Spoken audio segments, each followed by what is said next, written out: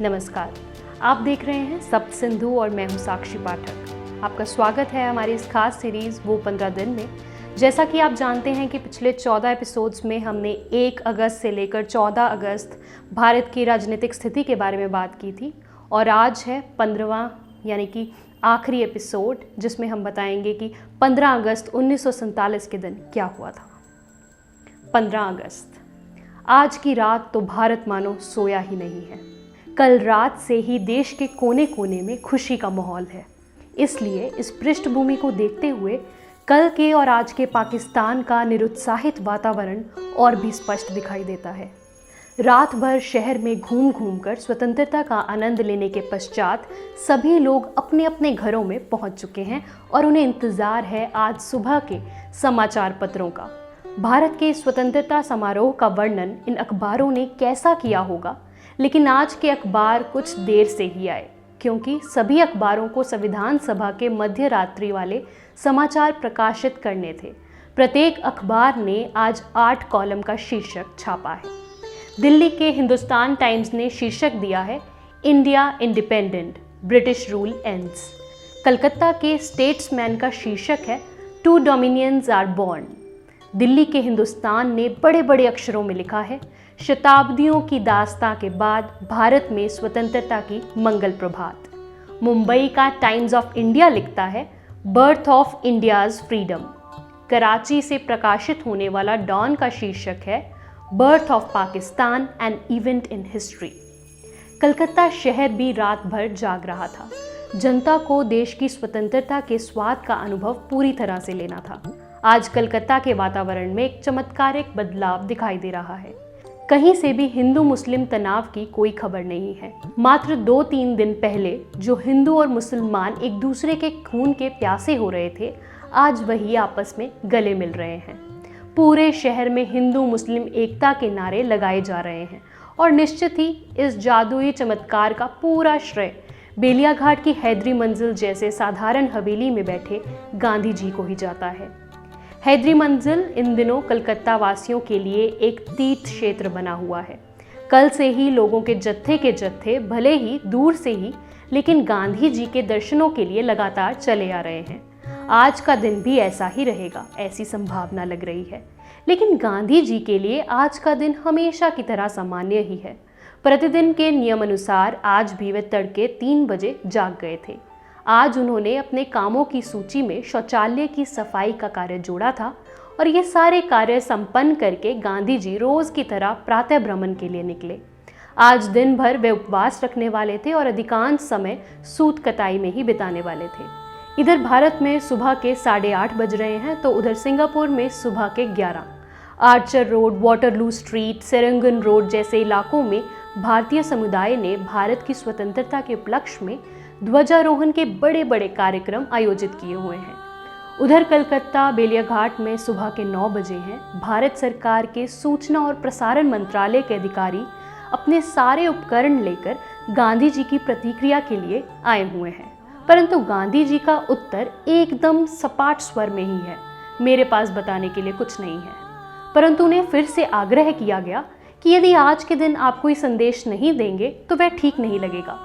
इसके बावजूद गांधी जी का सीधा सपाट सा उत्तर है कि मेरे पास कोई संदेश नहीं है, यदि यह ठीक नहीं दिखता तो ऐसा ही सही। कुछ देर के बाद बीबीसी के प्रतिनिधि भी आए। इनका प्रसारण समूची दुनिया में होने वाला है, लेकिन गांधी जी ने उन्हें भी ठीक यही उत्तर दिया। दिल्ली वॉइस रीगल पैलेस, भूतपूर्व वॉइसरॉय लोगों का निवास स्थान अर्थात राजप्रसाद, अब ये गवर्नमेंट हाउस हो गया है और भारत के पहले गवर्नर जनरल यानी कि माउंटबेटन आज यहीं पर शपथ ग्रहण करने वाले हैं। इस गवर्नमेंट हाउस का विशाल दरबार हॉल आज के इस अवसर के लिए काफ़ी सजाया गया है। सुबह का समय होने के बावजूद हॉल में स्थित बड़े बड़े लाइट और झूमर प्रकाशमान किए गए हैं। ठीक 9 बजे औपचारिक कार्यक्रम शुरू हुआ। चांदी की तुरही बजाकर कार्यक्रम का आरंभ किया गया। भारत के पहले मुख्य न्यायाधीश सर हरिलाल जयकिशन दास कानिया के सामने कड़क पोशाक में लॉर्ड माउंटबेटन खड़े हुए। उन्होंने बाइबल का चुंबन लिया और अपनी शपथ का उच्चारण किया। पूरा दरबार हॉल मंत्री, संविधान सभा के सदस्यों और अधिकारियों से भर गया है। थोड़ी देर बाद अर्थात लगभग सुबह 10 बजे पश्चिम बंगाल के नवनियुक्त गवर्नर चक्रवर्ती राजगोपालाचारी गांधी जी से भेंट करने आए। ये भेंट बहुत ही हृदय स्पर्शी थी। स्वतंत्रता के लिए संघर्ष करने वाले दो तपस्वियों की थी ये भेंट। राजगोपालाचारी ने मिलते ही गांधी जी से कहा कि बापू, आपका अभिनंदन करता हूँ, आपने तो कलकत्ता में बिल्कुल जादू ही कर दिया है। परंतु गांधी जी का उत्तर कुछ अलग ही था। वे बोले, परंतु मैं अभी कलकत्ता की स्थिति से संतुष्ट नहीं हूँ। जब तक दंगों की आग में झुलसे हुए सभी लोग अपने अपने घरों को वापस नहीं लौटते, तब तक कोई खास काम हुआ है ऐसा मुझे नहीं लगता। राजा जी ने कल रात को संपन्न हुए कार्यक्रम के किस्से सुनाए। गांधी जी का आज उपवास था, इस कारण कुछ खाने का सवाल ही नहीं उठता था। लगभग 1 घंटे की भेंट के बाद राजा जी वापस निकले। उधर मुंबई में सुबह से ही तात्याराव यानी विनायक सावरकर कुछ खिन्न से दिखाई दे रहे हैं। उन्होंने कुछ भी खाया पिया नहीं है और खंडित भारत की कल्पना उनके सीने में गहराई तक चुभ गई है। उन्हें ये बात स्पष्ट रूप से महसूस हो रही है कि हम अपना देश अत्यंत दुर्बल लोगों के हाथों में सौंप रहे हैं। फिर भी स्वतंत्रता का आनंद तो है ही। यह स्वतंत्रता जिसके लिए 2-2 काले पानी की सजा भुगती, 15 वर्षों की नज़रबंदी सही, समुद्र के उस अथाह पानी में छलांग भी लगाई, अंडमान की काल कोठरी का कष्ट सहन किया, कोलों में बैल की तरह लगकर तेल निकाला, खंडित क्यों ना हो, स्वतंत्रता आज हासिल तो हुई है। 10 बजने को है। हिंदू महासभा के अनेक कार्यकर्ता तात्याराव से भेंट करने आए हैं। उन सभी की उपस्थिति में क्रांतिवीर विनायक दामोदर सावरकर ने 2 ध्वज फहराए। पहला भगवा ध्वज, जो कि अखंड हिंदुस्तान का प्रतीक है, और दूसरा भारत का राष्ट्र ध्वज यानी तिरंगा। दोनों ही ध्वजों को उन्होंने पुष्प अर्पित किए और कुछ देर स्तब्ध खड़े रहे। दिल्ली में सुबह के 10:30 बज रहे हैं और यहाँ पर आधिकारिक रूप से भारत के राष्ट्रध्वज के रूप में अशोक चक्र से अंकित तिरंगा फहराने का शासकीय कार्यक्रम है। वॉइस रीगल पैलेस से शपथ ग्रहण किए हुए सभी मंत्री, वरिष्ठ अधिकारी और कांग्रेस के वरिष्ठ नेता धीरे धीरे काउंसिल हाउस की तरफ आने लगे हैं। यह कार्यक्रम छोटा और सादा सा ही है। थोड़ी ही देर में नेहरू यहाँ पर राष्ट्रध्वज फहराने आने वाले हैं। छोटी पहाड़ी पर स्थित इस गोलाकार भवन काउंसिल हाउस के चारों तरफ भारी भीड़ एकत्रित हो चुकी है। ये सभी स्वतंत्र भारत के नागरिक हैं।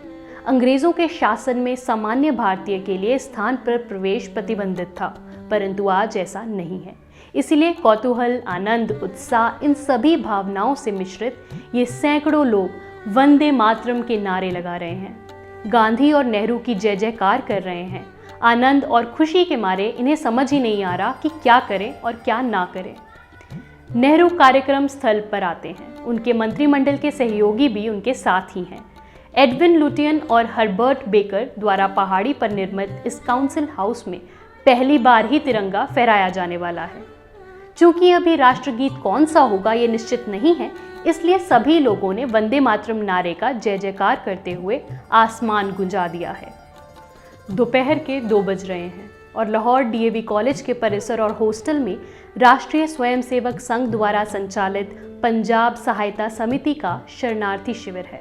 लाहौर मेडिकल कॉलेज के स्वयंसेवक, चिकित्सक, विद्यार्थी, कुछ महिला डॉक्टर और नर्सों ने आपस में मिलकर 20 खटिया वाला एक छोटा सा अस्पताल चलाना शुरू किया है। समूचे पश्चिम पंजाब से हिंदू और सिख अपने घर गृहस्थी, खेती बाड़ी, दुकान, कारखाने लवारिस अवस्था में छोड़कर सभी कुछ गंवाकर बेहद दयनीय अवस्था में इस शिविर में आते जा रहे हैं। कल रात से ही जहां उधर पूरा हिंदुस्तान स्वतंत्रता समारोह उत्साह से मना रहा था, इधर परिस्थिति बहुत ही भयानक हो चली थी। हिंदुओं सिखों के जत्थे अपने प्राण बचाकर इस शिविर में पहुंच रहे हैं। उन सभी पर हुए अत्याचारों की कहानियां अक्षरश दिमाग सुन्न करने वाली हैं, भीषण क्रोध उत्पन्न करने वाली हैं और अनेक सिखों की बहनें, पत्नियों को मुस्लिम गुंडे उठा ले गए हैं, जबकि कुछ औरतों, लड़कियों ने कुओं में छलांग लगाकर आत्महत्या कर ली है। जहां एक और दिल्ली के दरबार हॉल में मंत्रियों द्वारा शपथ लेने का कार्यक्रम चल रहा है, बेलिया घाट में गांधी जी बंगाल के मंत्रिमंडल को पत्र लिख रहे हैं, मुसलमानों को सुरक्षित रहने दो। और इधर लाहौर में मुस्लिम गुंडों द्वारा जख्मी हिंदुओं सिखों के लिए भोजन पहुंचाने वाले संघ स्वयंसेवक कुलवंत सिंह की दिन दहाड़े बीच रास्ते में चाकू घोंपकर हत्या कर दी है। दिल्ली इंडिया गेट स्थित मैदान में भी सार्वजनिक रूप से तिरंगा फहराने का एक भव्य कार्यक्रम आयोजित किया गया है। हजारों लोगों की उपस्थिति से मैदान पूरी तरह भर गया है। बारिश के कारण कहीं कहीं कीचड़ है, परंतु लोगों को इसकी परवाह नहीं है। उनका उत्साह और आनंद चरम पर है।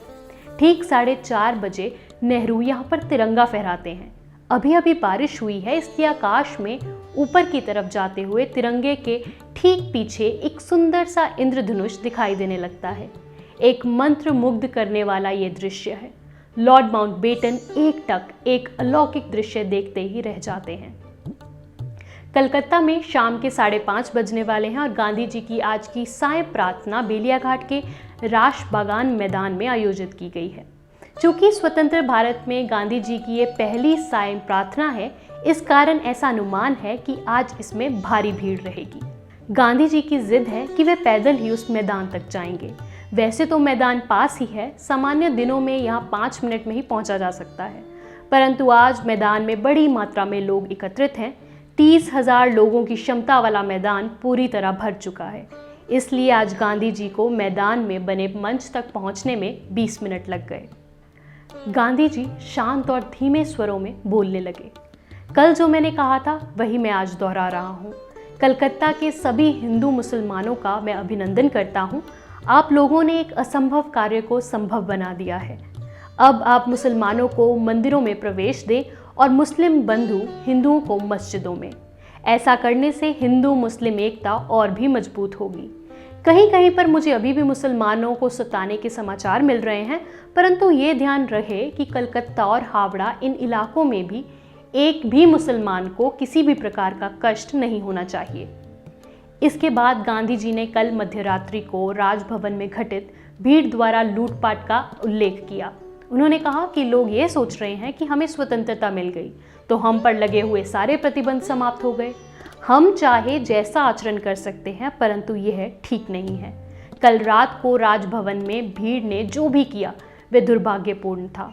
हमें अपनी स्वतंत्रता का सही उपयोग करना चाहिए और जो भी यूरोपीय बंधु भारत में ही रहना चाहते हैं, हम उनके साथ भी वैसा ही व्यवहार करना चाहिए जो कि हमें उनके द्वारा उपेक्षित है।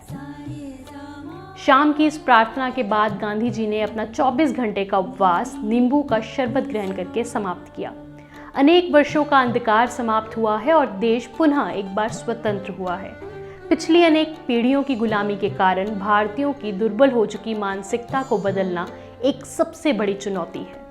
हालांकि विभाजन तो हो चुका है, परंतु नवनिर्मित पाकिस्तान से अधिक मुस्लिम जनसंख्या हिंदुस्तान में अभी भी मौजूद है। डॉक्टर बाबा साहेब आम्बेडकर ने जनसंख्या की पूरी अदला बदली की योजना का जो आग्रह किया था, उसे कांग्रेस ने ठुकरा दिया था। अभी देश के अनेक भागों में धार्मिक विद्वेष की आग लगी हुई है और वह आगे और फैलेगी, इसकी पूरी संभावना है। विस्थापितों का प्रश्न अभी मुंह बाए खड़ा है। कश्मीर का सवाल अभी भी हल नहीं हुआ है। देश के बीचों बीच स्थित निज़ाम की रियासत आज भी हिंदुस्तान में शामिल नहीं है और हिंदुओं को लगातार कष्ट दे रही है। गोवा अभी भी पुर्तगाल के कब्जे में है। पौंडीचेरी, चंद नगर भी अभी हिंदुस्तान में वापस नहीं आए हैं। उधर नेहरू की जिद के कारण खान अब्दुल गफ्फार खान के नेतृत्व वाला नॉर्थ वेस्ट फ्रंटियर प्रोविंस भी भारत ने गंवा दिया है। आज के दिन स्वतंत्रता का स्वागत करते समय जब भारत का ये चित्र देखते हैं तो हमारी छाती फटती है। ये सभी भूभाग शामिल नहीं होने से रक्षात्मक दृष्टि से, सामरिक दृष्टि से भारत बेहद कमज़ोर दिखाई दे रहा है।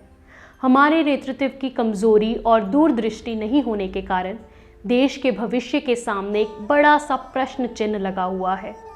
स्वतंत्र होकर ये देश जब एक नए युग में प्रवेश कर रहा है तो इन सभी कठिन प्रश्नों की एक लंबी सूची हमारे सामने नृत्य कर रही है। एक मजबूत, दमदार और दूरदृष्टि वाले नेतृत्व के हाथों में यह देश सौंपा जाए, तभी इस देश का भविष्य उज्जवल होगा। ये सीरीज़ यहीं पर समाप्त होती है और हम आशा करते हैं कि आपको ये श्रृंखला पसंद आई होगी। यदि आप ऐसे ही हमारे देश और इसके इतिहास से जुड़ना चाहते हैं तो हमारा चैनल सप्त सिंधु सब्सक्राइब करना ना भूलें। हमें फेसबुक, ट्विटर और इंस्टाग्राम पर भी फॉलो करें।